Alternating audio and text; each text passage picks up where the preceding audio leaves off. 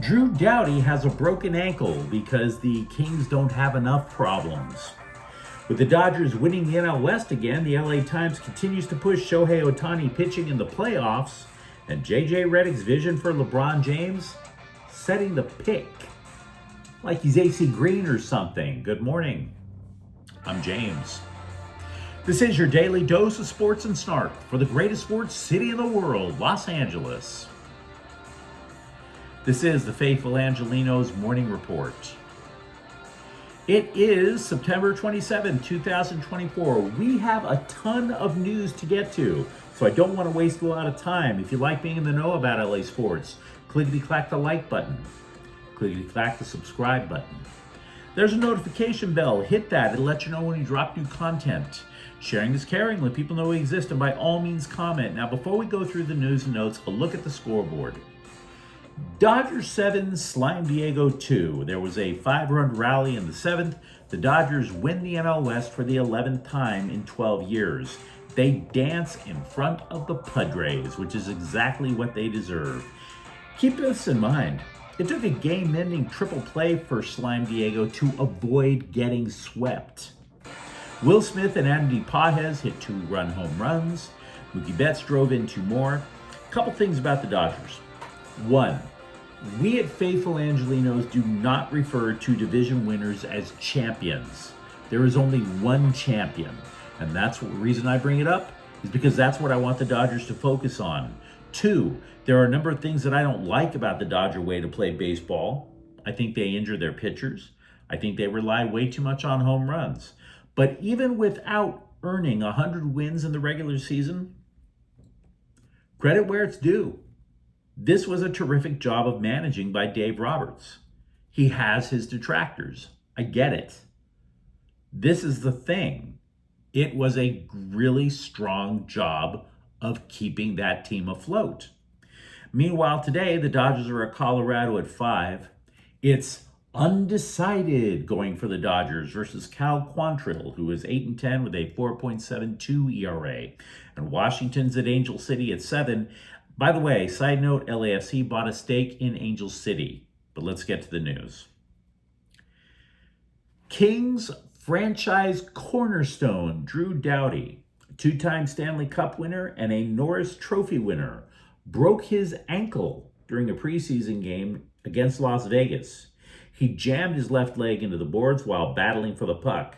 Now, the Kings originally, as all hockey teams are so wont to do for some reason, referred to it only as a lower body injury. Imaging confirmed the break. There is no timetable for his return, other than to say it will be for an extended period of time. Now, Doughty, you cannot understate how much of a hit this is for the Kings. He has played the lion's share of defensive minutes for the team pretty much since his rookie year. And this impacts not only how the Kings will play, but how the roster is going to shake out. For example, how they play. He's a risk taker on offense, which meant that the Kings were always better off pairing him with a prototypical stay-at-home defenseman. These days, that guy is Mikey Anderson. So the question the Kings would face then is, who pairs with Anderson now? And does that pairing still become the top pairing in their defensive structure? Normally, you have 3 defensive pairings. So that brings up the second question. How do you match these people up? The 4th defenseman, Doughty plays on the right side of the defense. The 4th defenseman on the right side is Kyle Burrows. Caleb Jones is the 5th. Or maybe you sit there and you take a guy on the left side and move him over. The 4th guy on the left side would be Jacob Moverrier. Do they break the pairings up? If they decide to do that, Jordan Spence would be in the line to get a promotion to the top pairing. He's 23. He scored 24 points last year. But again, does he qualify as somebody who should play more than 20, 25 minutes a game? Big skates to fill. Now, some of you guys might be thinking about Brant Clark because he too is an offensive-minded defenseman. but that seems a little premature. The reason I bring it up is that the Kings apparently plan to unite him with Joel Edmondson on the third pairing. So this is an issue for the Kings, and the season hasn't even started yet. It's absolutely lovely that the Dodgers won the NL West. It's also quite lovely that it was like, I don't know, 2 days since we started talking about injured Dodger pitchers. A very pleasant respite, I must say. But Dave Roberts just had to spoil it. Give us a whole bunch of data on injured Dodger pitchers. First, I will say at least cleared up any confusion about Clayton Kershaw and his big toe by saying he is, quote, not going to be viable for a couple of weeks, unquote. Moreover, there is apparently more going on with Kershaw than the big toe, but Roberts gave us a cliffhanger, said he would let Kershaw discuss that with the scribes instead. But wait, there's more. Brusdar Graterol has shoulder inflammation and is now week to week, which obviously means he's done for the regular season. He might make a playoff appearance. We just don't know yet.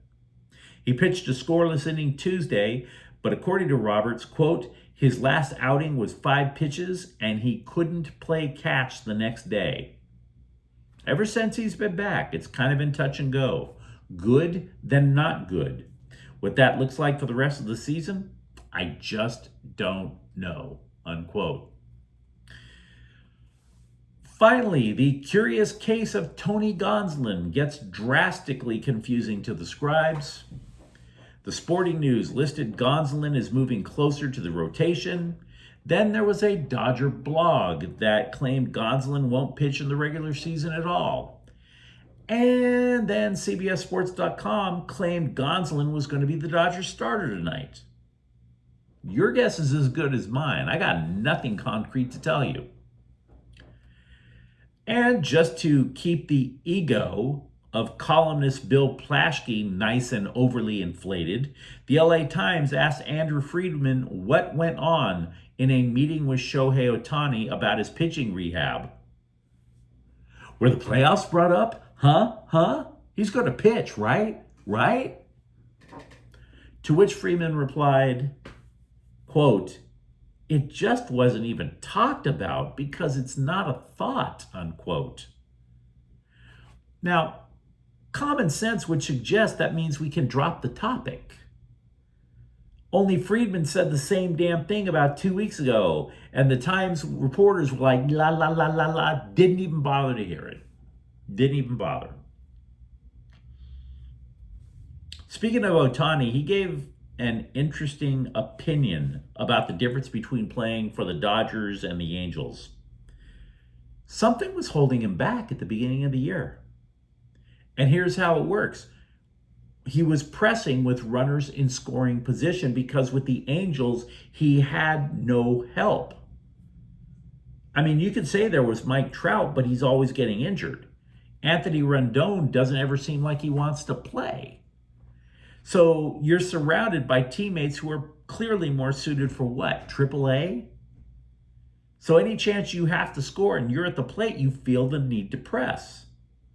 According to Dodgers announcer Joe Davis, quote, Ohtani early on this season was saying to the hitting coaches, I find myself anytime the bases are loaded or there's a runner in scoring position trying too hard because I'm trained to feel like this is going to be our only shot because that was a situation for 6 years of his career in Anaheim.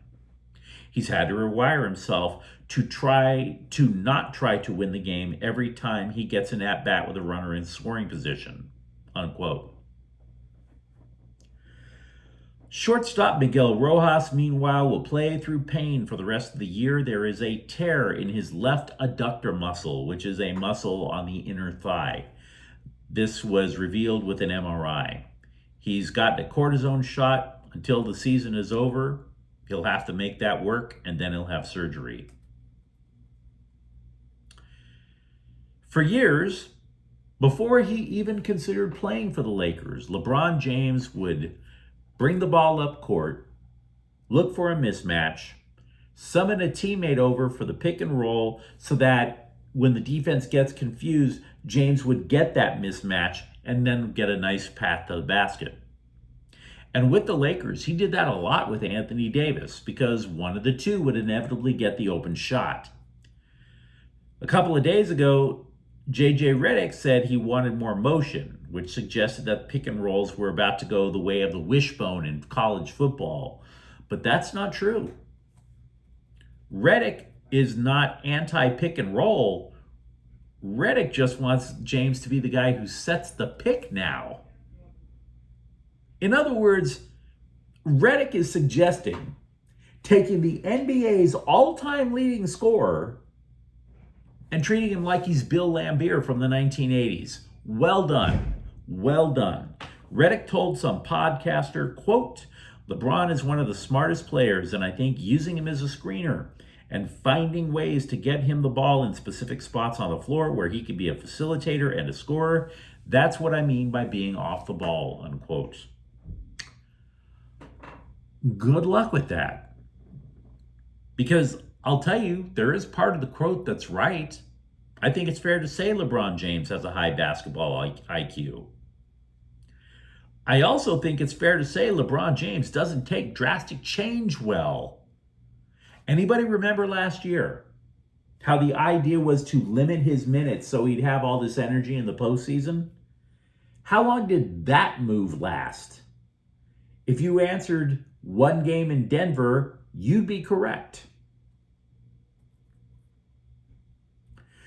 Chargers quarterback Justin Herbert was listed as questionable for Sunday's game, but so what? He was questionable last week too. He didn't practice Wednesday. He did some limited work Thursday. We were also wondering if the Bolts would be down 3 starting offensive linemen when they go play the Kansas City Swifties on Sunday.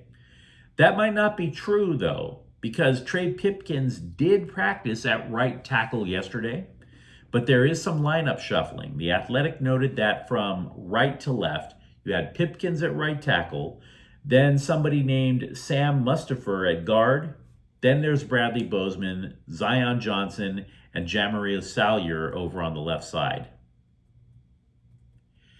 Safety Tony Jefferson's comeback is still alive. He has been promoted to the 53-man roster. Jefferson retired. He went into coaching for like 5 minutes. He was promoted from the practice squad to replace the suspended Derwin James. Jefferson spent most of his career with, no surprise with this current front office, he spent most of his career with the Baltimore Ravens. Lincoln Riley had no statement and said he would not answer questions about defensive tackle Bear Alexander leaving the team, presumably to enter the transfer portal. Defensive coordinator Danton Lynn said consistency from transfers Gavin Meyer and Nate Clifton is what earned them more snaps than Alexander, and left it at that. But I have to admit, a longtime viewer brought up a great point. I suggested yesterday, Riley, he was quoted as saying that there was no story about Alexander, and I thought that that meant that he was confident Alexander was going to stay.